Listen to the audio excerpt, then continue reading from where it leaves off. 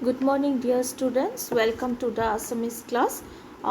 তোমালোকে আজি ৰিডাৰ বুকখন লৈ পেলাই ৰেডি হোৱা আৰু লগতে তোমালোকৰ কপিখনো ৰেডি ৰাখিবা।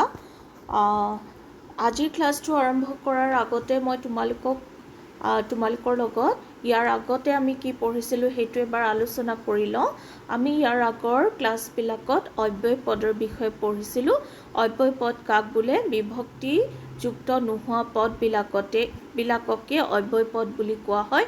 অৰ্থাৎ যিবোৰ পদ লিংগ বচন বিভক্তি একোটেই সলনি নহয় সিহঁতক অব্যয় পদ বুলি কোৱা হয়। অব্যয় পদৰ বিভিন্ন প্ৰকাৰৰ বিষয়েও আমি পঢ়িছিলোঁ। গতিকে আজি আমি নতুন আৰম্ভ কৰিম এটা লেচন আৰু তোমালোকৰ ৰিডাৰৰ পৰা আৰম্ভ কৰিম। সেইকাৰণে মই ৰিডাৰখন মেলিবলৈ কৈছোঁ। মোক তোমালোকে কেইটামান উৎসৱৰ নাম ক'বলৈ চেষ্টা কৰাচোন। উৎসৱ মানে হৈছে ফেষ্টিভেলছ। তোমালোকে মনত পেলোৱাচোন উৎসৱ কেইটামানৰ নাম আমি যিবিলাক ভাৰতবৰ্ষত পালন কৰোঁ। তাৰ ভিতৰত আছে দুৰ্গা পূজা, দীপাৱলী, তাৰপিছত আছে হোলী বা ফাকুৱা, তাৰপাছত আৰু কি আছে? আৰু তোমালোকে পিকচাৰ কেইখনৰ পৰা গেছ কৰাচোন। আৰু আমাৰ খ্ৰীষ্টমাছ বা বৰদিনো আমি পালন কৰোঁ।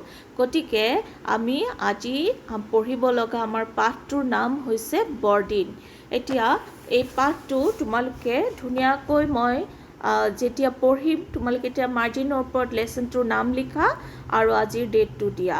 আৰু যিবিলাক হাতত পেঞ্চিল লৈ ৰাখা, যিবিলাক তোমালোকে টাফ ৱৰ্ড পাবা, ডিফিকাল্ট ৱৰ্ড পাবা, সেইকেইটা তোমালোকে কপিখনত লিখি লিখি যাবা।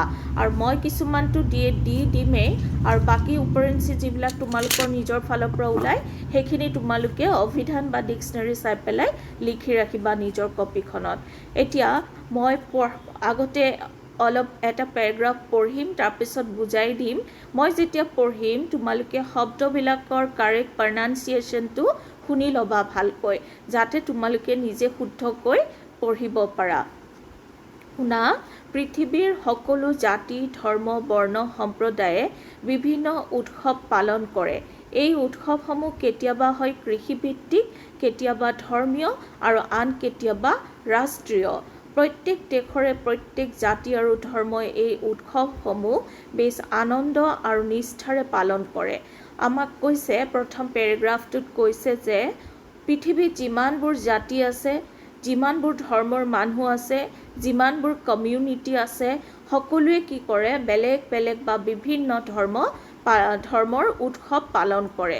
আৰু এই উৎসৱবিলাক কেতিয়াবা কৃষিভিত্তিক মানে হৈছে কৃষি কৰ্মৰ লগত জড়িত, অৰ্থাৎ হাৰ্ভেষ্টিভ। আৰু কেতিয়াবা ৰিলিজিয়াছ হয় আৰু কেতিয়াবা ই ৰাষ্ট্ৰীয় হয়, মানে নেশ্যনেল হয় ফেষ্টিভেলটো। আৰু প্ৰত্যেক বিধৰ উৎসৱকে ভাৰতবৰ্ষৰ মানুহে অতি শ্ৰদ্ধা আৰু আনন্দ আৰু মিলাপ্ৰীতিৰে পালন কৰে। তাৰ পিছৰ পেৰাগ্ৰাফটো চোৱা। বৰদিন হৈছে খ্ৰীষ্টান ধৰ্মাৱলম্বী লোকসকলৰ এক পবিত্ৰ উৎসৱ। প্ৰত্যেক বছৰৰ 25 ডিচেম্বৰৰ দিনটোত সমগ্ৰ পৃথিৱীৰ খ্ৰীষ্টান ধৰ্মাৱলম্বী লোকসকলে এই উৎসৱ বেছ উলহ মালহেৰে পালন কৰে। 25 ডিচেম্বৰৰ তাৎপৰ্য এয়ে যে এই দিনটোতে খ্ৰীষ্টান ধৰ্মৰ প্ৰৱৰ্তক যীশু খ্ৰীষ্টৰ জন্ম হৈছিল। বৰদিনক ইংৰাজীত কোৱা হয় খ্ৰীষ্টমাছ। এতিয়া চোৱা, বৰদিন কোনে পালন কৰে? খ্ৰীষ্টান ধৰ্মাৱলম্বী মানুহবিলাকে পালন কৰে। ধৰ্মাৱলম্বী শব্দটোৰ অৰ্থ কি? মানে খ্ৰীষ্টান ধৰ্মৰ অন্তৰ্গত, ভিতৰুৱা সেই ধৰ্মৰ ভিতৰুৱা তাৰমানে। আৰু এইটো হৈছে খ্ৰীষ্টান ধৰ্মৰ ভিতৰুৱা লোকসকলৰ এটা বৰ পবিত্ৰ অনুষ্ঠান। তেওঁলোকে এই উৎসৱ পালন কৰে। কেতিয়া পালন কৰে? এই উৎসৱ প্ৰত্যেক বছৰৰ 25 ডিচেম্বৰৰ দিনাখন পৃথিৱীত যিমান আছে খ্ৰীষ্টান ধৰ্মৰ লোক সকলোৱে এই উৎসৱ খুব আনন্দ ফূৰ্তিৰে পালন কৰে। আৰু এই উৎসৱৰ লগত কাৰ জন্ম জড়িত হৈ আছে? খ্ৰীষ্টান ধৰ্মৰ প্ৰৱৰ্তক যীশু খ্ৰীষ্টৰ জন্ম জড়িত হৈ আছে। আৰু এই বৰদিনক আমি ইংৰাজীত কি বুলি কওঁ? খ্ৰীষ্টমাছ বুলি কওঁ। তাৰ পিছৰ পেৰাগ্ৰাফটো চোৱা। আজিৰ পৰা 2000 বছৰৰো আগতে, ইমাজিন কৰাচোন, 100 বছৰ 200 বছৰ নহয়, 2000 years বিফ'ৰ 2000 ইয়াৰ্ছ মানে 2000 বছৰৰ আগতে বেথেলহেম নামে এখন নগৰত যীশু খ্ৰীষ্টৰ জন্ম হৈছিল। আমি সৰুৰ পৰা জানো যীশু খ্ৰীষ্টৰ ক'ত জন্ম হৈছিল, বেথেলহেমত, তোমালোকেও জানা চবেই। কিন্তু ইয়াৰ লগত এটা কাহিনী জড়িত আছে, কেনেকৈ বেথেলহেমত যীশু খ্ৰীষ্টৰ জন্ম হ'ল। প্ৰচলিত কাহিনী মতে, প্ৰচলিত মানে চলি থকা এটা ষ্টৰী শুনিব পোৱা মতে, সেই ষ্টৰীটো বিলিভ কৰা মতে আমি কি শুনিবলৈ পাওঁ, ৰোমান সম্ৰাট, এম্পেৰাৰ, সম্ৰাটৰ ইংলিছ হৈছে এম্পেৰাৰ, ৰোমানে হয়, আগষ্টাছ বুলি এজন এম্পেৰাৰ আছিল। তেওঁ কি কৰিছিল, এটা আদেশ জাৰি কৰিলে। আদেশ জাৰি কৰা মানে এটা আদেশ তেওঁ প্ৰচাৰ কৰিলে, ঘোষণা কৰিলে।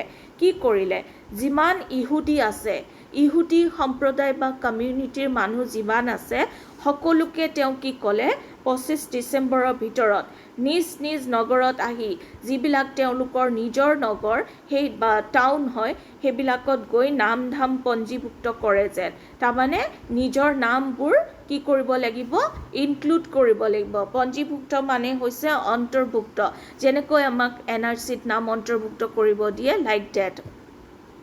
সেই সময়ত ইজৰাইলৰ নজৰেথ নামৰ এখন চহৰত যোচেফ আৰু মেৰী নামৰ এহাল দম্পতীয়ে বাস কৰিছিল। চোৱা, যোচেফ আৰু মেৰী যীশুখ্ৰীষ্টৰ মাতা আৰু পিতা আছিল বুলি আমি সকলোৱে জানো, কিন্তু তেওঁলোক বেথেলহেমত আগৰ পৰা নাছিলে। তেওঁলোক থকা চহৰখনৰ নাম আছিল ইজৰাইলৰ নজৰেথ নামৰ যিখন চহৰ, তেওঁলোকে তাত আছিল।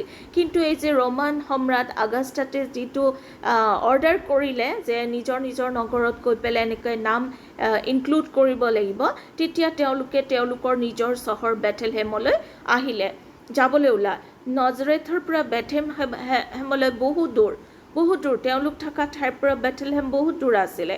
সেই সময়ত মেৰী আছিল অন্তঃসত্ত্বা, আৰু তেতিয়া মেৰী যীশুখ্ৰীষ্টৰ মাক, তেওঁ আছিলে প্ৰেগনেণ্ট, তেওঁ আছিল গৰ্ভৱতী। যীশু আছিলে তেওঁৰ গৰ্ভত তেতিয়া, গৰ্ভ মানে পেট। তাৰপিছত তেনেদৰে তেওঁলোক গৈ সন্ধিয়া সময়ত বেথেলহেম পালেগৈ, আৰু এনেকৈ মেৰীয়ে তেওঁৰ সেই দেহাটো লৈ পেলাই দুয়ো গৈ পেলাই বেথেলহেম পালেগৈ, কাৰণ তেওঁলোকৰ নামটো ইনক্লুড কৰাব লাগিব। তাৰপিছত তেওঁলোক যেতিয়া বেথেলহেম পাইছিলগৈ, তেতিয়ালৈ হোটেল বা থাকিব পৰা কোনো ঠাই খালী নাছিল। ইতিমধ্যে অৰ্ডাৰ দি দিয়াৰ কাৰণে নিজ নিজ থকা ঠাইৰ পৰা চবেই নিজৰ চহৰলৈ ঘূৰি গৈছিল, বেথেলহেমলৈও বহুত মানুহ ঘূৰি আহিছিল। সেইটো কাৰণে কি হৈছিল, হোটেল আদি ঠাইত একেবাৰে জেগা নোহোৱা হৈ গৈছিল। যোচেফ আৰু মেৰী গৈ পাই মানে সকলো হোটেল বুক হৈ গৈছিল, মানুহ ভৰি পৰিছিল। গতিকে তেওঁলোকে কি কৰিছিল, ক'তো ঠাই বিচাৰি পোৱা নাছিল, কাৰণ বিভিন্ন ঠাইৰ পৰা অহা মানুহেৰে সেই ঠাইখন ভৰি পৰিছিল। গতিকে আজি মই তোমালোকক ইমানখিনিলৈকে কৈ দিওঁ, এই 3টা পেৰাগ্ৰাফেই আজি পঢ়িম। ইয়াৰ পিছৰখিনি কি হ'ল, ইণ্টাৰেষ্টিংখিনি আমি পিছত পঢ়িম নেক্সট ক্লাছত। কিন্তু তাৰ আগতে আমি ইয়াত পোৱা আজিৰ লেচনৰ ভিতৰত পোৱা কিছুমান শব্দৰ অৰ্থৰ বিষয়ে জানি লওঁ। তাৰ ভিতৰত মই কৈ গৈছিলোঁ, তথাপি এবাৰ ৰিভিজন কৰোঁ। প্ৰচলিত মানে হৈছে চলি থকা, নিষ্ঠা মানে হৈছে শ্ৰদ্ধা, জাৰি মানে হৈছে প্ৰচাৰ কৰা, পঞ্জীভুক্ত মানে হৈছে অন্তৰ্ভুক্ত, টু ইনক্লুড, অন্তঃসত্ত্বা মানে গৰ্ভৱতী অৰ প্ৰেগনেণ্ট। তাৰপিছত মই যদি তোমালোকক আজি সোধোঁ, বৰদিনৰ ক্ৰিছমাছ ট্ৰিৰ দৰে, আমি যেনেকৈ বৰদিনৰ এটা স্পেচিয়েলিটি হয় ক্ৰিছমাছ ট্ৰিডাল সজোৱা, আমাৰ যিকোনো এটা উৎসৱত এটা বস্তু নিৰ্মাণ কৰা হয়, সেইটো বিষয়ে ক'ব পাৰিবানে? ভালকৈ চিন্তা কৰা, অসমতে হয়, আৰু সেই বস্তুটোৰ বিষয়ে তোমালোকে 5-6 শাৰীত লিখিব লাগিব। অ'কে, সেইটো তোমালোকৰ আজিৰ এক্সট্ৰা কুৱেশ্যন হ'ব। তাৰপিছত আৰু এটা প্ৰশ্ন সুধোঁ মই, যেনেকৈ যীশুখ্ৰীষ্টৰ জন্মৰ লগত জড়িত কৰি পেলাই বৰদিন উৎসৱ পালন কৰা হয়, ঠিক তেনেকৈ ভাৰতত জন্ম উৎসৱ হিচাপে পালন কৰা আন এটা উৎসৱৰ বিষয়ে তোমালোকে 5-6 শাৰী লিখা। খুব সুন্দৰকৈ আছে, সেই উৎসৱটো তোমালোকে মনত কৰিবলৈ চেষ্টা কৰিবা, হেল্প ল'বা, চিন্তা কৰিবা, তাৰপিছত লিখিবা। আৰু কুৱেশ্যন নম্বৰ 3 আৰু 5 এইটো অলপমান ডিছকাছ কৰোঁ। এইটো একেবাৰে চিম্পল হয় বস্তুটো, তেতিয়া আমি আগবাঢ়িব পাৰিম পিছৰ ক্লাছবিলাকত বেলেগ কুৱেশ্যন আনচাৰ লৈ পেলাই। নম্বৰ 3ত আমাক অপশ্যন দি দিছে, আমি কাৰেক্ট ৱৰ্ডটো চুজ কৰিব লাগে। আমাক কৈছে ৰোমান সম্ৰাজ্যৰ নাম আছিল যিজনে আদেশ জাৰি কৰিছিল তেওঁৰ নাম কি আছিলে অগাষ্টাছ গতিকে অপশ্যন নম্বৰ আটো তোমালোকৰ কাৰেক্ট হ'ব তাৰপিছত সেকেন্ড খুদিছে যীশুখ্ৰীষ্ট জন্ম হোৱা ঠাইখনৰ নাম বেথলহেম তাৰপিছত যিসকলে শান্তিৰ বাবে কাম কৰে তেওঁলোক ভাগ্যৱান তাৰপিছত নম্বৰ ঘ সান্তা ক্লজে ল'ৰা ছোৱালী কি কৰে তোমালোকে সবে জানা এইটো অপশ্যন আৰু সেইটো হৈছে উপহাৰ দিয়ে আৰু এটা কথা কৈছে নম্বৰ 4 ভাবি চাই কৰা দ্যাট ইজ ফৰ ইউ কিন্তু মই এটা আলোচনা কৰি দিওঁ তোমালোকক প্ৰতিবিধৰে দুটাকৈ উৎসৱৰ নাম লিখা কৃষি ভিত্তিক হাৰ্ভেষ্টিভ ফেষ্টিভেল কি লিখিবা এটাটো বিহু অসমৰ বিহু খেতি বাতিৰ লগত জড়িত আৰু এটা পোংগল তাৰপিছত লিখিবা ধৰ্মীয় উৎসৱ দুটাৰ নাম কোৱা এটা হৈছে দুৰ্গা পূজা আনটো হৈছে ঈদ ইছলাম ধৰ্মী লোকৰ তাৰপিছত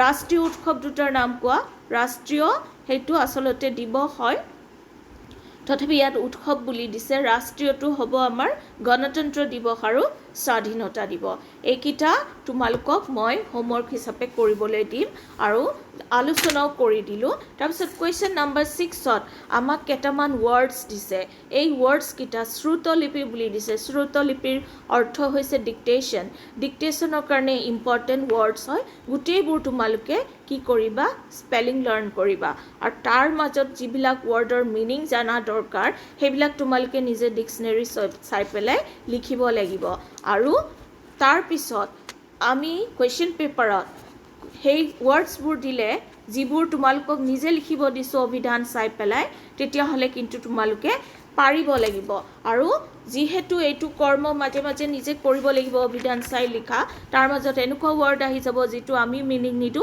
তোমালোকক লিখিব কৈছিলো কিন্তু নিলিখিলা তাৰ ফলটো বেয়া হ'ব গতিকে তোমালোকে ইগনোৰ নকৰিবা যি কৰিব দিছো সেইকিটা কৰিবা ওকে আজি ক্লাছটোত আমাৰ ইমানে আলোচনা আছিল মই তোমালোকক গুগল ক্লাছৰুমত যি দিম সেইখিনি ভালকে চাই পেলাই ফলো কৰিবা থ্যাংক ইউ অল